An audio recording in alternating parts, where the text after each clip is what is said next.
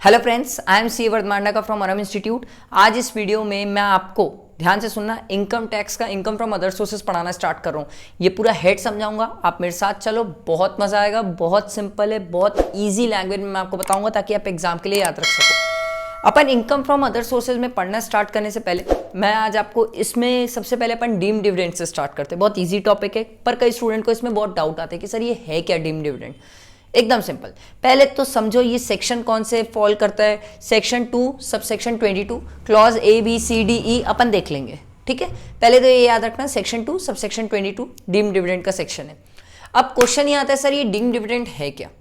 Deemed dividend, deemed word का मतलब होता है मान के चलना। तो कंपनी जैसे मान लो कुछ शेयर होल्डर को दे रही है, एसेट दे रही है, कुछ भी दे रही है। नॉर्मल कोर्स में अगर कोई आदमी उसको देखता समझता तो वो उसे डिविडेंड नहीं लगता, पर इनकम टैक्स डिपार्टमेंट ने बोला अबे तेरे को जो लगता है ना तू अपने पास रख, हम इसको डीम डिविडेंड मानेंगे, हम मानते हैं इसे डीम डिविडेंड। बोला अच्छा, उससे क्या फर्क पड़ेगा। बोले सुन, डिविडेंड है तो डिविडेंड में टैक्स भी है कंपनी के ऊपर और कुछ शेयर होल्डर के ऊपर भी। अपन पढ़ेंगे वो सब, मैं टैक्सेबिलिटी बताऊंगा, बट ये याद रखना इनकम टैक्स डिपार्टमेंट बोलता है भैया हम इसे डीम डिविडेंड मानेंगे, तेरा मानना नहीं मानना, तेरे को जो लगता है तू साइड रख अपना, हम इसे डीम डिविडेंड मानेंगे और उसके बेसिस में उसकी टैक्सेबिलिटी भी देखेंगे।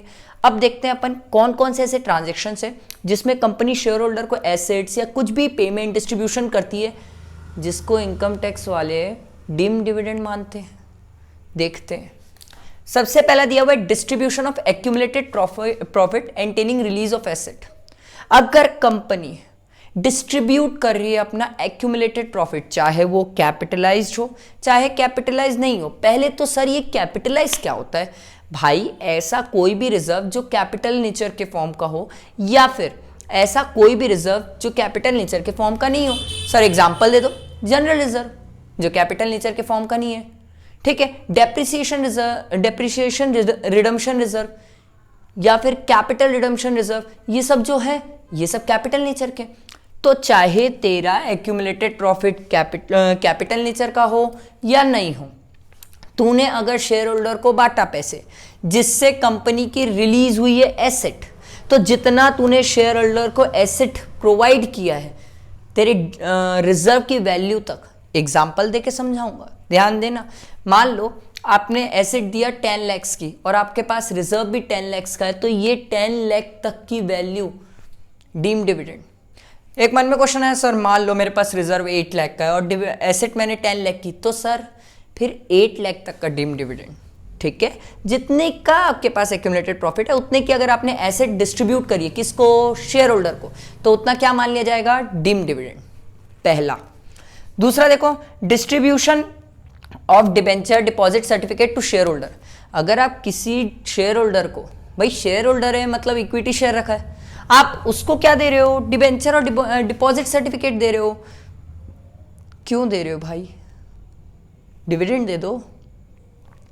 अगर शेयर होल्डर था तो डिविडेंड दे देते, आप उसे डिबेंचर और डिपॉजिट सर्टिफिकेट क्यों देते हो, ठीक है। उस केस में अगर आपने उन्हें दिया है डिबेंचर या डिपॉजिट सर्टिफिकेट या फिर bonus share to preference share holder, अबे बोनस शेयर इक्विटी शेयर को देते तो कोई दिक्कत नहीं थी, वो मिलता है, नॉर्मली इक्विटी शेयर को ही बोनस शेयर मिलता है। पर अगर प्रेफरेंस शेयर को बोनस शेयर दिए, सरकार बोलती आ बेटा ये डीम डिविडेंड है। फिर मैं पूछा कितना, बोले मजाक मत कर, अब भी समझाए, जितना तेरे पास एक्यूमुलेटेड प्रॉफिट है चाहे वो कैपिटल के फॉर्म में हो नॉर्मल फॉर्म में हो, तू अगर शेयर होल्डर को उतने वैल्यू का दिया, ये डिबेंचर या डिपॉजिट सर्टिफिकेट या फिर bonus share preference share holder को, तो गया उतने वैल्यू तक के हम क्या मान लेंगे, डीम डिविडेंड मान लेंगे और फिर डीम डिविडेंड की टैक्सेबिलिटी आएगी। अगला देखो, distribution to share holder on liquidation. अगर लिक्विडेशन में जा रही कंपनी और कंपनी अपने शेयर होल्डर को डिस्ट्रीब्यूट करती कुछ, ठीक है, चाहे वो मनी के फॉर्म में हो या किसी भी फॉर्म में डिस्ट्रीब्यूट करती लिक्विडेशन के टाइम, कितने अमाउंट तक, जितना कंपनी के पास एक्यूमुलेटेड प्रॉफिट पड़ा हुआ है चाहे कैपिटल हो या नॉर्मल हो रिजर्व्स, उतने तक का क्या मान लेंगे, डीम डिविडेंड। किसको बांट रही है, शेयर होल्डर को, डीम डिविडेंड। अगला देखो, distribution to loan and advances by private company to its substantial share holder या कंसर्न, ये तो सबसे इंपॉर्टेंट पॉइंट, इसे तो घोट के पी जाओ, याद ही रखना इसको, ये सबसे ज्यादा आता है एग्जाम में। पर इसमें कुछ खास बातें ध्यान देते जाना मेरे तरफ। सबसे पहला ये किस में कवर होता है यार, ये लोन और एडवांसेस के लिए कंपनी ने क्या दिए, लोन या तो एडवांसेस दिए, किसको अपन देखेंगे, शेयर होल्डर या कंसर्न को दिया है। कौन सी कंपनी, प्राइवेट कंपनी। अगर पब्लिक कंपनी है तो वो डीम्ड डिविडेंड नहीं है भैया, private company, most important private company. Sir share holder कौन होगा, ऐसा शेयर होल्डर जिसका 10% से ज्यादा वोटिंग राइट हो या जिसका बेनिफिशियल इंडिविजुअल इंटरेस्ट हो उस शेयर होल्डर का, हम उन्हें इंडिविजुअल बेनिफिट पहुंचाना चाहते हैं उस शेयर होल्डर को, वो वाला शेयर होल्डर हो। तो सर कंसर्न में कौन आता है, AOP, BOI, partnership firm, company, ऐसे कोई भी जिसमें शेयर होल्डर का सब्सटेंशियल इंटरेस्ट है। सर सब्सटेंशियल क्या होता है, 20% से ज्यादा इंटरेस्ट है, और उन कंसर्न को आप लोन और एडवांसेस दे रहे हो। सर ये करते क्यों हैं, ये वाला काम करते क्यों हैं, अरे ये नियत पे खोटे इसलिए करते हैं। प्राइवेट कंपनी जानबूझ के अपने पैसे निकाल के शेयर होल्डर तक पहुंचाना चाहती है, डिविडेंड के थ्रू नहीं देना चाहती, क्योंकि डिविडेंड में तो टैक्स है ना, डिविडेंड में टैक्स लग जाता है, डिविडेंड डिस्ट्रीब्यूशन टैक्स। कंपनी इसको छुपा रही थी, बचा रही थी, इसलिए लोन और एडवांसेस के फॉर्म में बांट रही थी। सरकार पकड़ी, सरकार बोली प्राइवेट कंपनी को अब तू कर ऐसा, अब तू कर ना ऐसा, कोई भी शेयर होल्डर जिसका कंसर्न में 20% से ज्यादा सब्सटेंशियल इंटरेस्ट है, ठीक है, या फिर ऐसे कोई भी शेयर होल्डर जिसको आप बेनिफिट्स प्रोवाइड करना चाहते हो, या तो ऐसा कोई शेयर होल्डर जिसका वोटिंग पावर 10% से ज्यादा है, अगर उसको तूने लोन एंड एडवांसेस दिया तो वो जितने भी अमाउंट का तूने लोन एंड एडवांसेस दिया है और उस टाइम कंपनी का जितना भी एक्यूमुलेटेड प्रॉफिट, मोस्ट इंपॉर्टेंट वो एक्यूमुलेटेड प्रॉफिट कैपिटल वाला नहीं है, यहां पर एक्यूमुलेटेड प्रॉफिट नॉर्मल वाला लेना है आपको। आप बोलोगे सर तो क्या डिफरेंस है, अरे बाकी जो 4 पढ़े थे ऊपर उन 4 में कैपिटल वाला भी ले रहे थे, इसमें कैपिटल वाला नहीं लेना, इसमें सिर्फ नॉर्मल वाला लेना।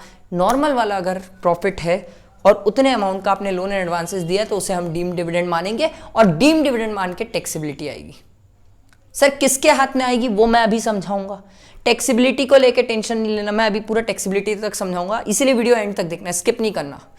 या आया समझ, ये 5 ऐसे ट्रांजैक्शंस है जिनको सरकार ने बोला हम डीम्ड डिविडेंड मानते हैं, तेरे मानने नहीं मानने से हमें फर्क नहीं पड़ता, हम मानते हैं डीम्ड डिविडेंड, और अगर डीम्ड डिविडेंड मान लिए तो इसकी टैक्सेबिलिटी भी होगी। अब बात करते हैं टैक्सेबिलिटी ऑफ डीम्ड डिविडेंड की। सर टैक्सेबिलिटी क्या है इसकी, ध्यान से सुनना, बहुत सिंपल है सर। ए से डी पॉइंट तक, ए से डी पॉइंट तक डीम्ड डिविडेंड जो है वो कंपनी के हाथ में भी टैक्सेबल है, शेयर होल्डर के हाथ में, पर कंडीशन है कंपनी के हाथ में जो टैक्सेबल है वो 15% plus 12% surcharge plus 4% education cess, जो कि ग्रॉस अप करके 20.55% करके कुछ कुछ होता है। शेयर होल्डर के हाथ में जो टैक्सेबल है वो कितना है सर, अगर वो इंडिविजुअल है तो 10 लाख तक तो एग्जेम्प्ट है, एग्रीगेटिव देखा जाएगा, एग्रीगेटिव पूरा मिला के 10 लाख तक एग्जेम्प्ट है। 10 लाख के ऊपर चले गया तो 10%, 10 लाख के ऊपर चले गया तो 10%। सर जो ई वाला पॉइंट है इसमें खास बात है, ई वाले पॉइंट पे ये खास बात है कि अगर ई वाले पॉइंट पे टैक्सेबिलिटी की बात करें तो शेयर होल्डर के हाथ में एग्जेम्प्ट 1034 में एग्जेम्प्ट, बट कंपनी के हाथ में 30% प्लस 12% प्लस 4%, कंपनी के हाथ में लगता है लमसम टैक्स, शेयर होल्डर बच जाते हैं। ठीक है, ये बेसिकली रीजन ये था कि प्राइवेट कंपनी ना लोन एंड एडवांसेस के थ्रू अपना पैसा निकाले नहीं, कंपनी को खोखला ना करें, कंपनी से पैसा निकाले नहीं, जानबूझ के कंपनी से पैसा निकालने की कोशिश की जाती थी। इस चीज़ को रोकने के लिए कंपनी के हाथ में लमसम टैक्स कर दिया 30% प्लस 12% प्लस 4%। ठीक है, आया समझ, ये सिंपल। अब इसके बाद कुछ ऐसे केसेस हैं जिसको डीम्ड डिविडेंड नहीं माना जाता। सबसे पहला दिया हुआ है बायबैक, अगर कोई कंपनी अपने शेयर्स बायबैक करती है तो उसे डीम्ड डिविडेंड नहीं माना जाएगा, सिंपल। इसको आप ऐसे शॉर्ट में छोटा सा याद रखना। सेकंड है डीमर्जर, एक कोई ऐसी कंपनी जो डीमर्ज हो रही है तो वो रिजल्टिंग कंपनी को अगर शेयर्स देती है, रिजल्टिंग कंपनी में शेयर होल्डर को शेयर्स प्रोवाइड करती है तो उसे डीम्ड डिविडेंड नहीं माना जाएगा, सिंपल। उसके बाद है dividend set of from deemed dividend, अगर मान लो कोई कंपनी किसी शेयर होल्डर को डिविडेंड देने वाली थी और उसको वो लोन और एडवांसेस से सेट ऑफ करती है तो उसे डीम्ड डिविडेंड नहीं माना जाएगा। उसी बंदे को डिविडेंड देने वाली थी, उसी बंदे से लोन एंड एडवांसेस था, दोनों को सेट ऑफ कर रहे हैं, डीम्ड डिविडेंड नहीं माना जाएगा। अगला ऑर्डिनरी कोर्स ऑफ बिजनेस, अगर कोई कंपनी का main ordinary course of business ही है लोन एंड एडवांसेस का, उसे डिम डिविडेंड नहीं माना जाएगा। ठीक। अगला एनी डिस्ट्रीब्यूशन, अगर कोई भी कंपनी डिस्ट्रीब्यूट कर रही है क्लॉज सी और डी के अंदर, किसी भी शेयर होल्डर को डिस्ट्रीब्यूट कर रही है जो एंटाइटल नहीं था पार्टिसिपेट करने के लिए, तो अगर उसको डिस्ट्रीब्यूट करती है तो उसे डिम डिविडेंड नहीं माना जाएगा क्योंकि वो एंटाइटल पर्सन नहीं था। आया समझ? फ्रेंड्स कोई भी डाउट हो कमेंट बॉक्स में आराम से पूछ सकते हो। ये डिम डिविडेंड मैंने आपको पूरा एक्सप्लेन किया है, कोई भी इससे रिलेटेड कोई भी चीज़ नहीं समझ आई बिंदास पूछना, अच्छे से पढ़ो, मेरे साथ साथ पढ़ो, income from other sources complete हो जाएगा। चैनल को सब्सक्राइब करना, बेल आइकन प्रेस करना नहीं भूलना, क्योंकि आगे आने वाली वीडियो में अपन गिफ्ट की टैक्सेबिलिटी पढ़ेंगे और भी बहुत सारी चीज़ें जो इनकम फ्रॉम अदर सोर्सेज में अपन को कवर करना है। मैंने ऑलमोस्ट सब हेड्स की वीडियो पहले ही डाल चुके हैं, तो आप चाहो तो वो सब भी रेफर कर सकते हो, प्लस डिडक्शंस की भी वीडियो डाल दिया मैंने।